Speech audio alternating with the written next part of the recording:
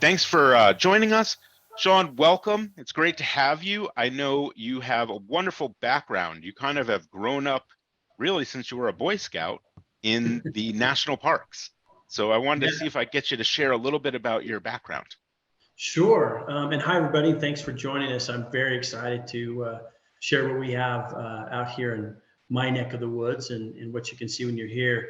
I was born and raised in Utah. I'm from Salt Lake City, and I spent all of my youth outdoors and loved the national parks.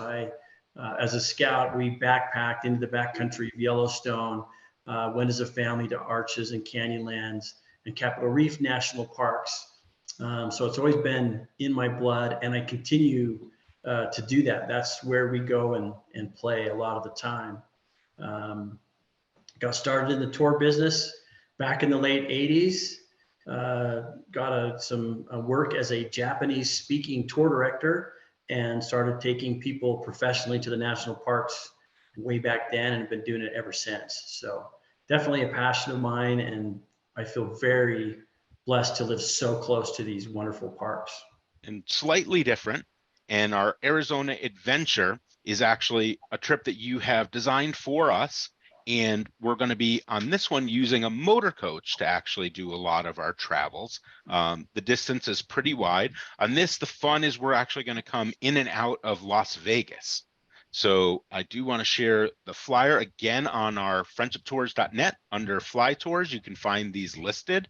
You'll get all of the details on the main flyer. Also on the website gives you details there as well.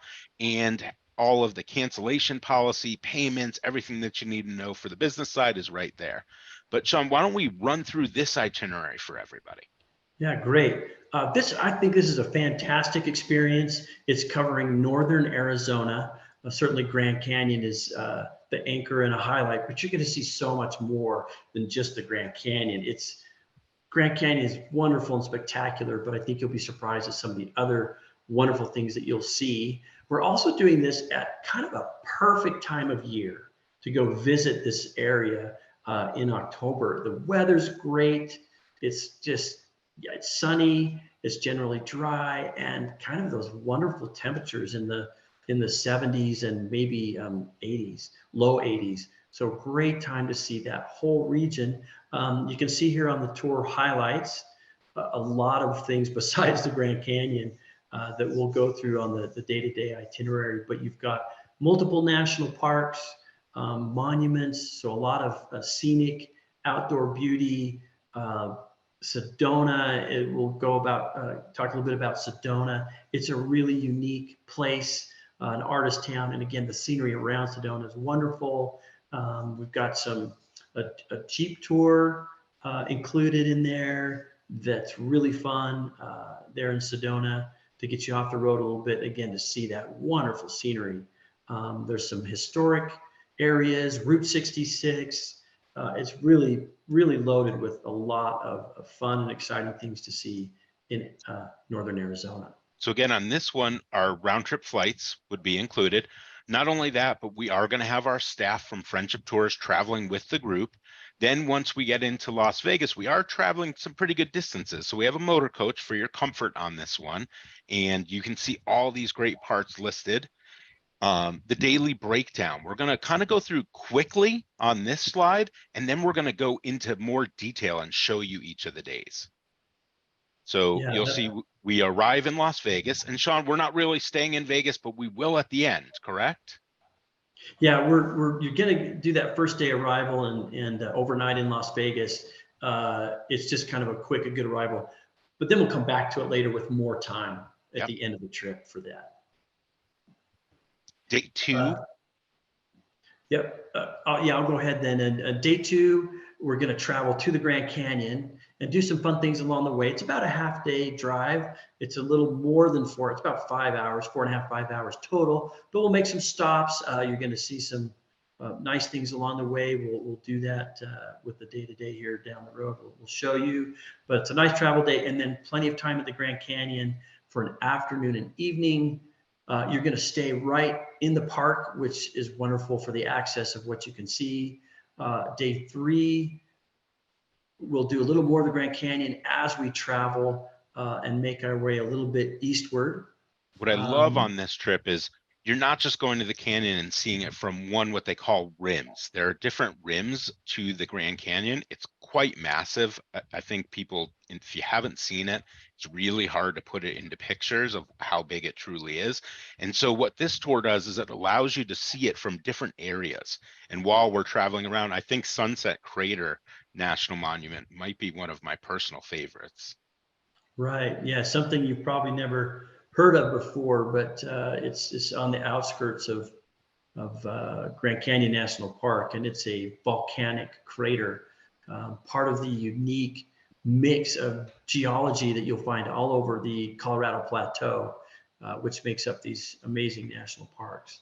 So yes, we'll see all that from one side to the other, the Grand Canyon, and then other national monuments as we travel.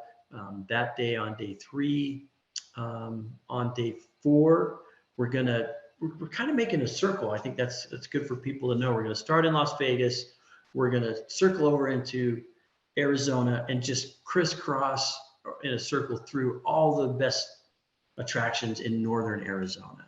So we will go into each of these, but so that day, the Petrified Forest, Flagstaff, eventually making our way to Sedona.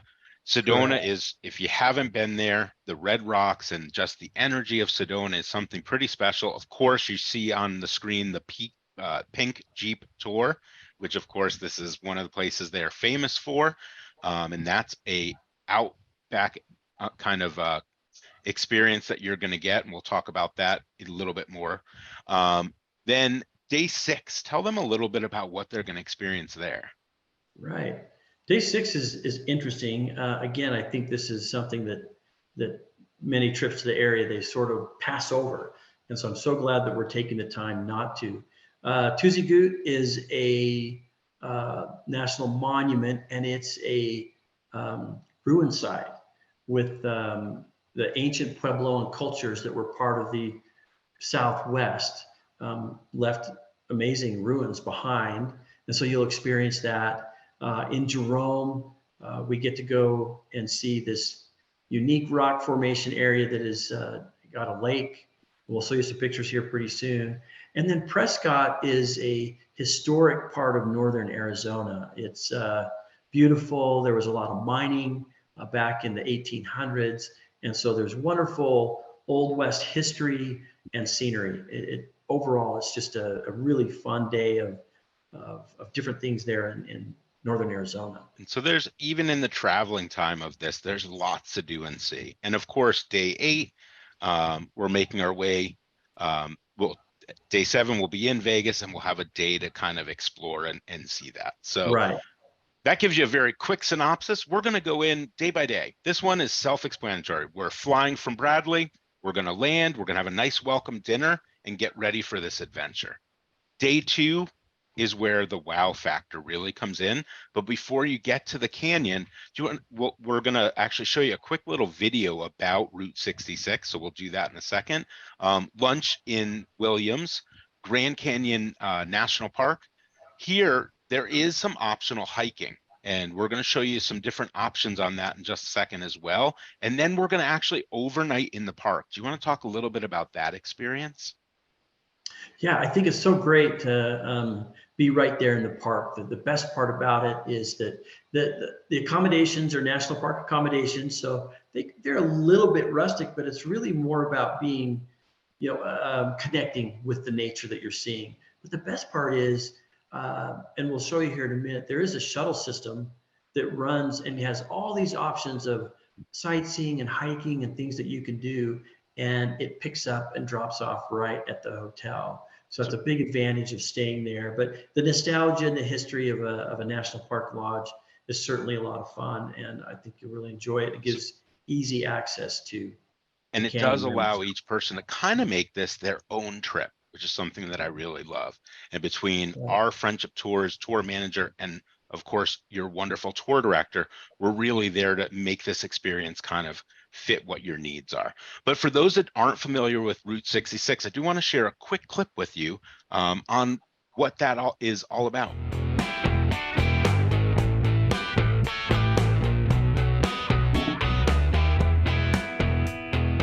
My name is Joshua Noble. I'm the president and CEO of Kingman Visitor Center Incorporated. We market Kingman for the community. This is the powerhouse. This was built in 1907 to 1909, first started generating electricity for area businesses and mines. Actually, when they built Hoover Dam, it was the energy from this facility that helped with the construction of Hoover Dam.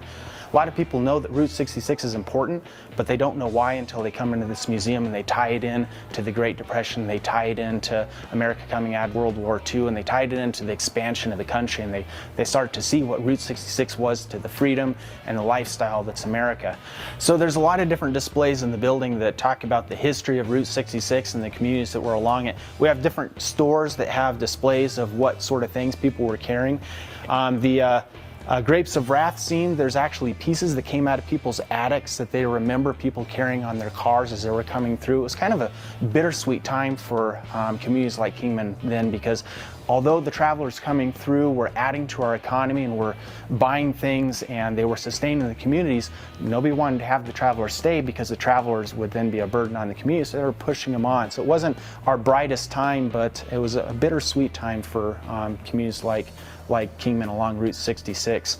The displays in the front talk about Edward Fitzgerald Beale. He was a naval navigator who was hired by Jefferson Davis, who was eventually the president of the Confederacy, to route out a federal wagon road. It was actually the first federally funded wagon road in the U.S. history, and that became Beale's Trail in 1857. Route 66 eventually followed that same trail. It was pretty much the precursor for where Route 66 goes through New Mexico, Arizona, and into California. The history of Route 66 really is the history of the expansion of America.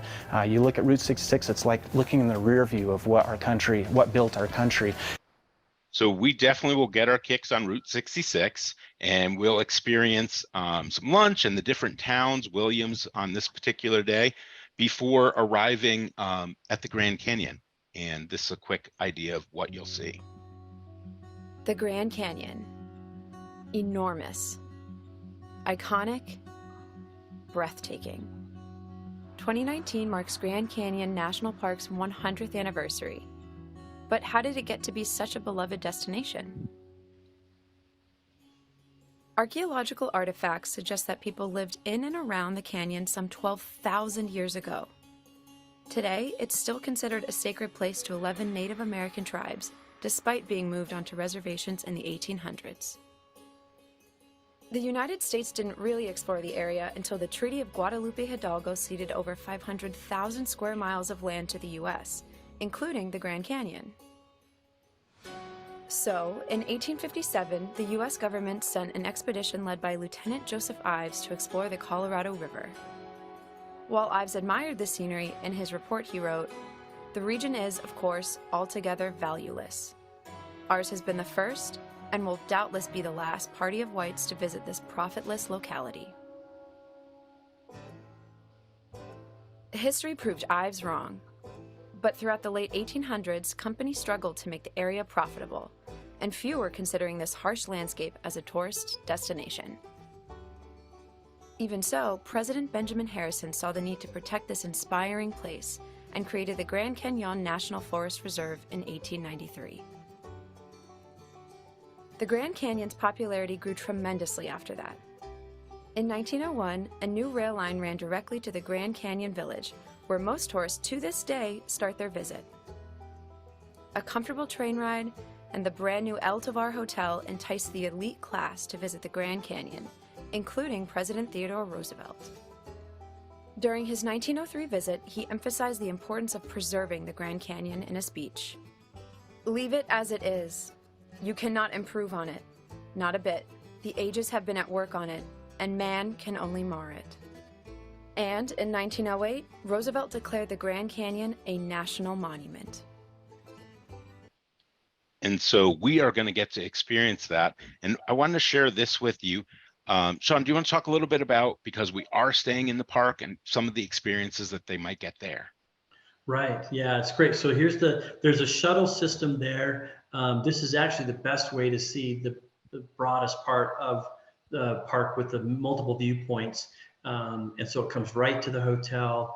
We'll utilize it. There's a kind of a center that you can go to that gives a lot of description. We'll take you there of what each stop has and how the system works. It's hop on, hop off. It's included as part of your entrance fee. So you don't have to worry about that. And the guides will give you a really good idea of some options. You know, there is a wonderful walking path along the whole rim. So even if you're not looking to hike down in the canyon, which at the Grand Canyon, just if you hike down a trail, you have to hike back up. There's no other way, and it's steep. So we generally don't do a lot of hiking down into the canyon, but wonderful walks along the rim. You can take the shuttle to one point, walk along the rim to another, catch the shuttle, take it over to the village. So it'll provide wonderful transportation for all your experiences there at your leisure, and you know, you can focus on the things that you are most interested in while you're there. So the really fun thing with traveling with our group is we're going to get to know each other. Last year in Yellowstone, we kind of ended up with little groups of people that some wanted to do a little bit more hiking, others wanted to do a little more shopping. And so we kind of figured that out. And the guides were wonderful. They always let you know when and where you need to be. And the great thing is, because they're so experienced, they can tell you this is about how long it's going to take. So you're not wondering like, should I do it or not do it? It really gives you that kind of way to customize the trip to yourself. And Right. again, we can't say enough about the views that you're going to get. And the history and the different lodges. And this is really what Roosevelt had experienced after these things were built in the 1900s. So I know that gives you kind of a feel for that. Day 3, and I know we don't want to go too long tonight, so we are going to kind of go through these a little bit quicker, but Shawn, do you want to explain a little bit about Day 3 and some of the highlights?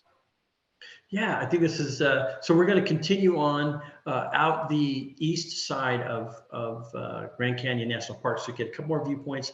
And then that last one you see in that top picture, it's called Desert View. And that's the tower at Desert View. And it's the furthest eastern portion. So it's kind of one last great view. One thing that's great about this location is you get to actually see the Colorado River winding down below, which most of the places you can't see the river, but from here you can.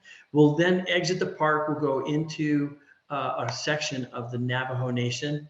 The Navajo Nation is the largest Native American reservation in the United States, and they're the largest tribe population-wise. So we'll stop at historic Cameron Trading Post. It's been there for about 100 years, and it became a center for trade. And so you'll have a really good opportunity to be exposed to a lot of wonderful Native American arts and crafts.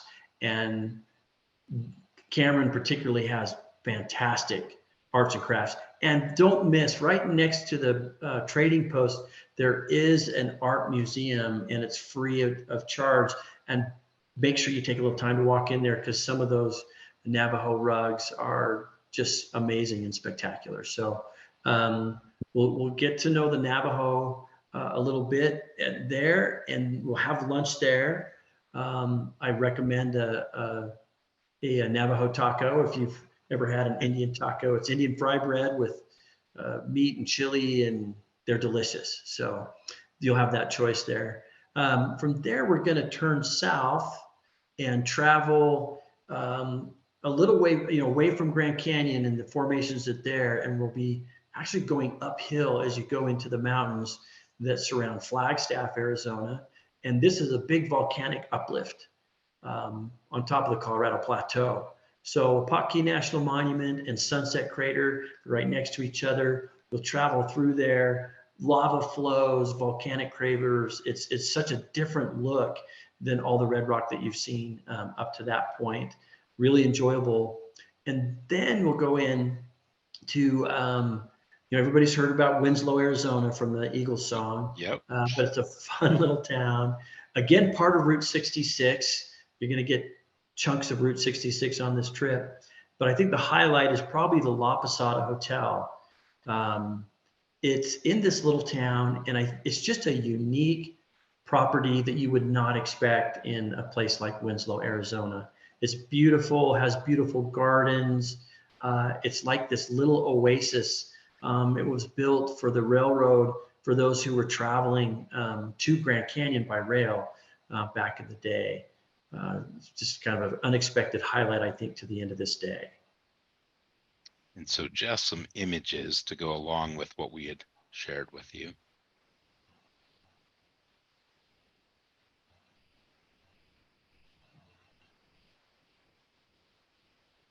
And that brings us to day 4. Yes, day 4, Petrified Forest National Park. It's not too far. So it's just a short drive from where we are in Winslow to Petrified Forest National Park. Really, again, unique views, wonderful opportunity to walk around these petrified trees.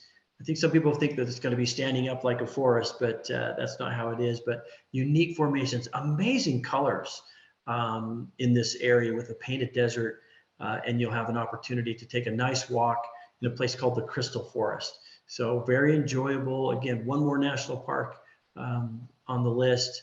And then we'll stop just outside of Petrified Forest. There's a small town of Holbrook for lunch. And from there, we're going to take a scenic drive.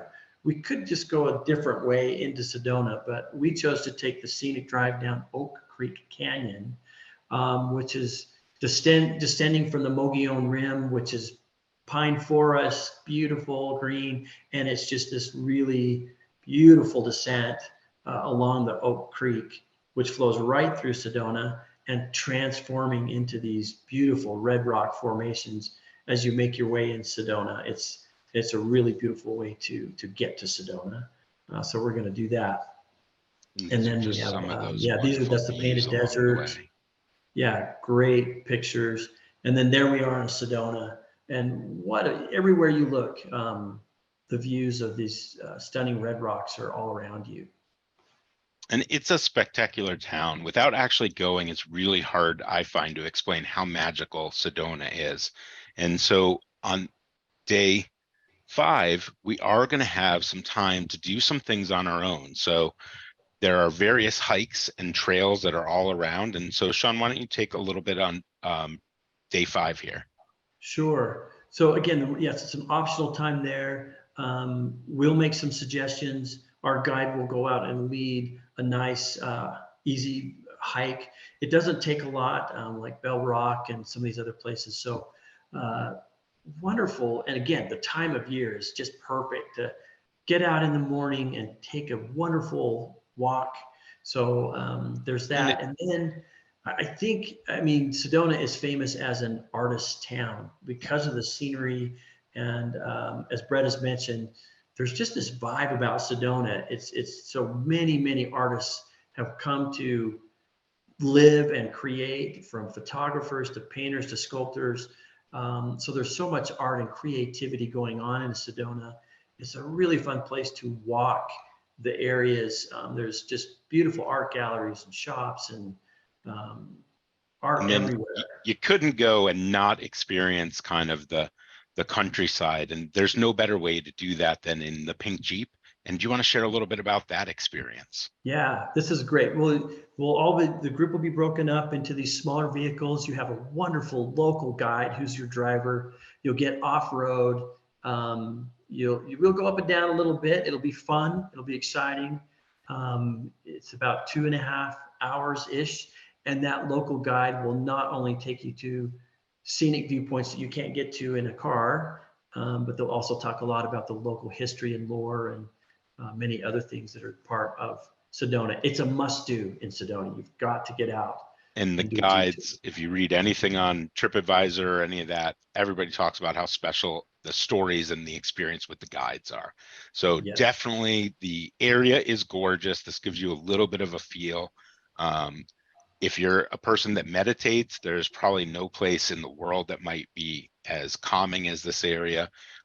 It's gorgeous. And again, these are some of the paths that people walk. You can see it's pretty flat there, and you're seeing some pretty amazing sights. So don't get I know sometimes something like this might be out of somebody's comfort zone. Last year we did a float tour, and there were some people like, I'm not sure if I'm going to go.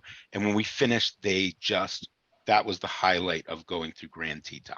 So you never know definitely, all of these experiences are things that you get to choose, but this is a really special one that's out there. And you'll see from the images, you really are in a place that's like no other.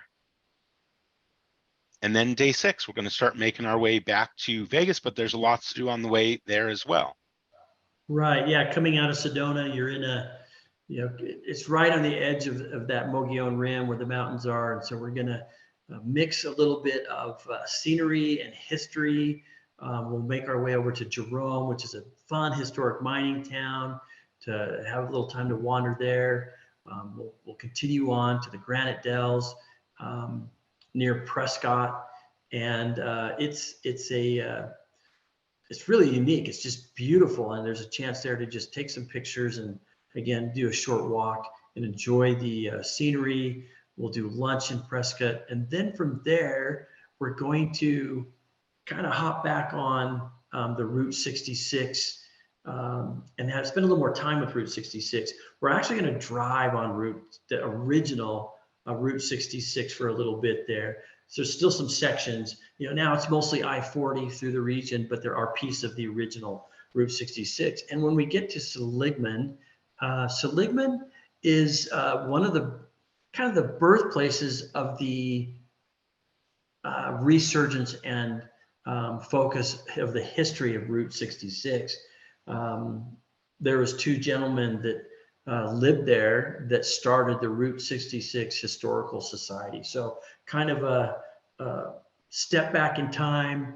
You'll get to see some things there that were as they were at the height of Route 66 and get a good feel of the history there. And I think I mentioned to Brett, there's a lot of places that kind of claim that they were the location that's inspired the movie Cars, the Disney movie Cars. When you go here, you will see that I think this was one of the big inspirations. It has that story. The interstate was built literally like 4 miles outside of Seligman, and it turned it into a ghost town. But now it's vibrant and fun with the Route 66 history. So I think you'll enjoy that. So again, just some of the experiences that you're going to have along this part in this particular day. Really special experience here. The Dells, so this gives you a feel for how different this part of what the topography is.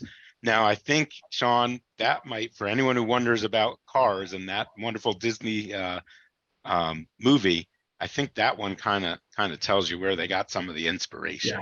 Yeah.